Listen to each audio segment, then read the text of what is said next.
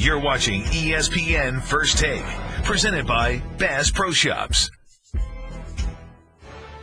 It's a big weekend for college football. Playoff hopes are on the line when the Irish and the Sun Devils collide out west. College football presented by Kay Jewelers on Saturday.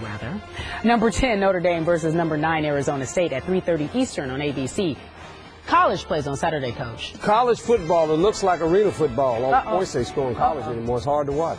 Tomorrow, don't miss an NBA doubleheader. First at 8 Eastern, Grizzlies, Thunder. Then at 10:30, Cavs, Nuggets. It's Friday on ESPN, and watch ESPN, presented by State Farm. Here's my favorite, guys. You at home, pay attention. Turn your TV up, because I want you to know where we're going to be. We're on the road. We salute our veterans. We're in New Jersey at Joint Base McGuire-Dix, Lakehurst. You can't join us there because we're on the base, but be sure to watch as we honor America's heroes. That's Monday, November 10th, 10 a.m. Eastern on ESPN2. Well, a year ago, an argument could be made that the Seahawks and the 49ers were the NFL's top two teams. However, 2014 hasn't been kind, with both NFC West teams combining for 7 losses already. You may remember last season, the two combined for 7 losses total the entire season.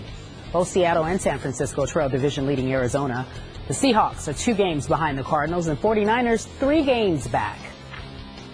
The man with the answers. Well, I think he has the answers. Coach Herm Edwards joined us at the desk. Now, Coach, I have to talk to you about this because Talk to me. I asked you this morning. I said, will the Seahawks miss the playoffs? And you said there was a 50-50 chance. I think you might have been more bullish on that at one point, no? No, it's 50-50, and you look at their schedule, it's daunting. They play 5 division opponents still left. And they're a team right now is kind of really lost their identity a little bit. Similar to San Francisco. We'll talk about them in a minute. When you think about how they won football games, a defense that took the ball away, didn't allow a lot of points, really great on third down, could sack the quarterback. They lost some players. That has hurt them. Huh. Golden Tate. Remember that name? Golden Tate was a guy, when you watched him last year, made a bunch of explosive plays for him. You don't see that in this offense right now. Percy Harvin was supposed to be the guy. By the way, Percy Harvin's no longer there. He's at the Jets, yeah. And so now you look at this team, they're trying to find themselves. They've got a tough road to hoe. They're 50-50 right now. They're right on that line of they're going to need to win 10 games to get in the playoffs. Yes. I'm talking about just getting in the playoffs. I'm not talking about winning the division. Okay. Arizona's 2 games up on everybody in that division, 3 games up on San Francisco. You don't think they can win 10 games? It's hard. It's a hard league. Remember, they won 8 games last year by 7 points or less. People don't realize that. Okay. And I said they were going to go to the Super Bowl, and I said they were going to win the Super Bowl. It's very difficult, but they won 8 games last year by 7 points or less. Okay, what about San Francisco? Let's go there. They don't win this week, they won't get in. They'll be 4-5. This is a big game. This game will determine if they have a chance to get in the playoffs. They play the Saints. The Saints are 20-0 at home. So you're telling me that the Saints hold the playoff future for the San Francisco 49ers? Absolutely. They have to beat the Saints at home.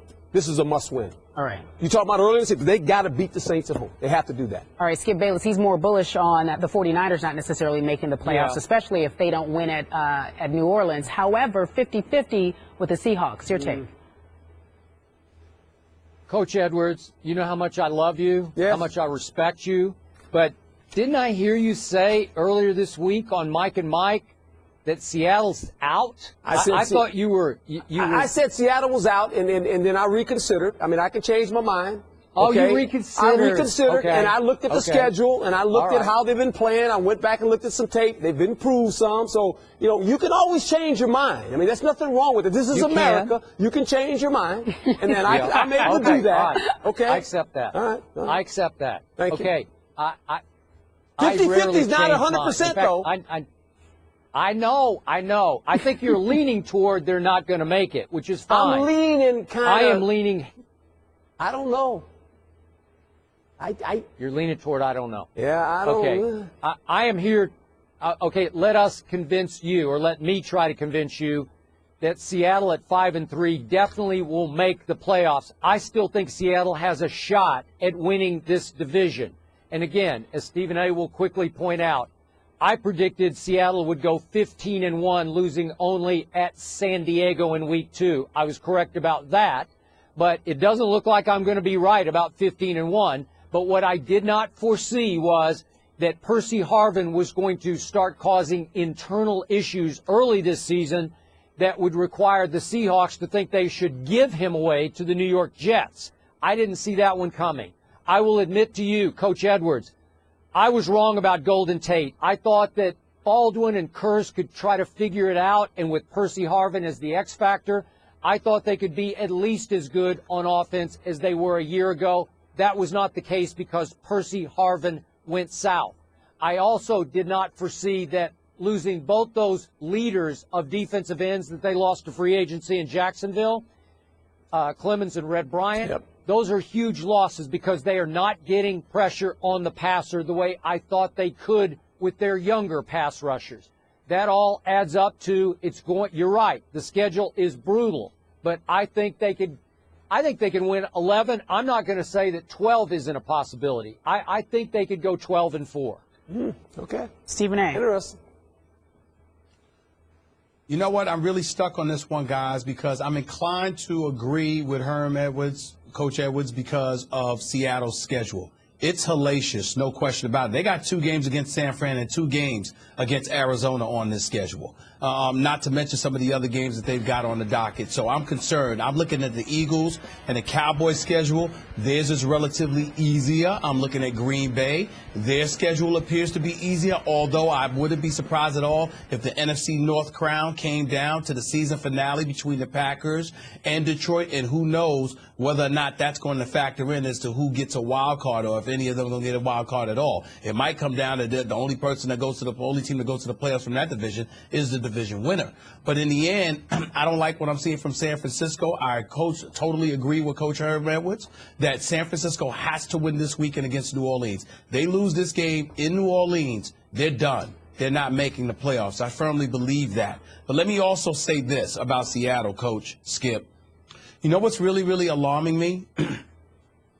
The Seattle Seahawks are the second most potent rushing attack in the NFL, but they're 6th in attempts. Why is Marshawn Lynch only getting the ball 16 times a game? Especially when Russell Wilson, no matter what we said about him early in the season and him being an MVP candidate after 4 games, he is clearly not the quarterback that Tom Brady and Peyton Manning and those boys are, not even the quarterback that Andrew Luck is as far as I'm concerned in terms of his ability to make things happen, at least over the last several weeks. Not disrespecting Russell Wilson. I know the brother can play and he's a champion, the reigning champion. But based on how he has looked, the offense has been relatively pedestrian. They're like 30th in the league out of 32 teams in terms of their passing attack. Now, you could point to losing Percy Harvin, but that also makes me think about Coach Pete Carroll from this perspective. This is the players' coach. Everybody wants to say, well, this is the players' coach. This is the guy that had the reputation with the Jets, with New England, ultimately at USC. Now he's with Seattle. He's got the reputation as the players' coach. Fair enough. He's a champion at USC. He's a champion now in the NFL. Major props to that man. But my attitude is everybody uses that as an excuse to denigrate Percy Harvin even further by saying, well, if you can't deal with Pete Carroll, if Pete Carroll felt the need to get rid of you, then that just speaks volumes. Well, my attitude is, why did you feel the need to get rid of him? Why did you feel the need to exit him, to push his exit out the door? Couldn't you have waited until the end of the season? Don't you owe your players the best chance to win football games? You let go of Doug Baldwin. Golden Tate. You let him get away to Detroit, and now Percy Harvin's gone. That's why I don't knock Skip. Skip, you say I'm going to bring it up, but I rarely bring up the fact that you said they were going to go 15-1 because I understand some of the changes were very, very unpredictable, okay. And dare I say, unfortunate. Very unfortunate. There's no excuse for it. So I'm looking at the coach. I'm looking at the quarterback. And I'm even looking at the offensive coordinator, Coach, because I don't understand with Golden Tate gone and with Percy Harvin now gone, why you're not giving the ball to Marshawn Lynch more. Stephen, you make some great points. And remember this even last year. We talk about Percy Harvin, but really Percy Harvin, he didn't play. He was hurt. He played up in the Super Bowl, guys. He played in the Super Bowl. And remember this, Russell Wilson last year, guys, he threw the ball attempts 407 times. Least of any starting quarterback in the National Football League.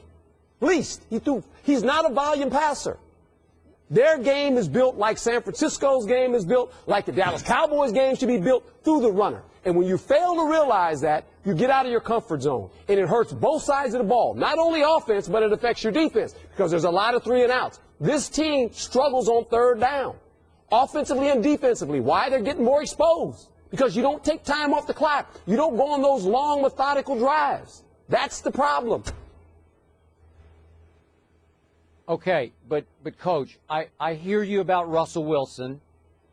If you make him stay in the pocket, he is 5 feet 10 3/4 inches tall. He has a hard time just beating you consistently from the pocket. He has to get outside. He has to hurt you with his leg. And I'm okay with that. I get all that. I'm okay with that. But, okay, that's fine. Okay, I get it. But I look down this schedule. So they start off this week with the New York Giants at home. I think they can win that game, and I think they can beat St. Louis at home in the final regular season game. Yes. I'm going to ask you both. Are you really, really that sold on Arizona? Because yardage-wise, the defense gives up high passing yards.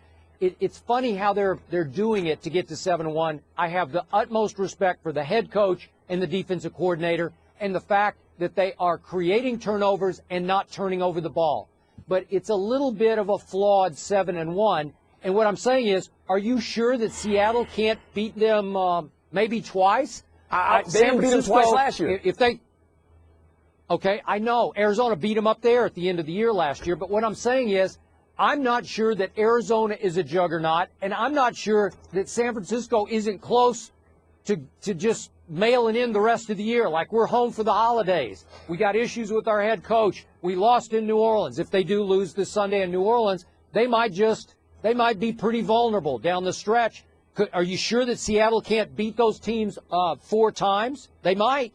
All right, gentlemen. They're good enough to. I'm going to let Coach respond, guys, but we got to get out of here because we have to hit another segment. Coach, your take. I think Skip makes a great point. Stephen A. makes a great point. We're going to watch it all unfold. 4 weeks from now, we'll have this discussion again, and we'll see where these teams are at. All right. I got a feeling they're going down the path of, we know one of them's not getting in. The other one, I'll say it again, 50-50 shot of getting in Seattle. It's America. You can change your mind. Thank you for being here. Good. Thank you. I appreciate that. So, coming up next, folks, Michael Jordan. You know what? He's criticizing the president's golf game.